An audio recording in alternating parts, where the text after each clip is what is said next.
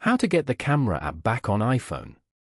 To get started, go ahead and open up the Settings application on your phone.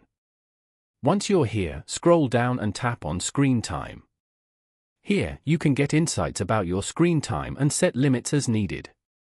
Adults can also set parental controls for a child's device. You can also get insights about your personal screen time and set limits as needed. Now, scroll down to the Restrictions section and tap on Content and Privacy Restrictions. Here, you can manage content, apps, and settings. Go to Allowed Apps and Features. Over here, turn on the camera option. Turning on an app or feature will display it on the home screen. Now, go back to your home screen.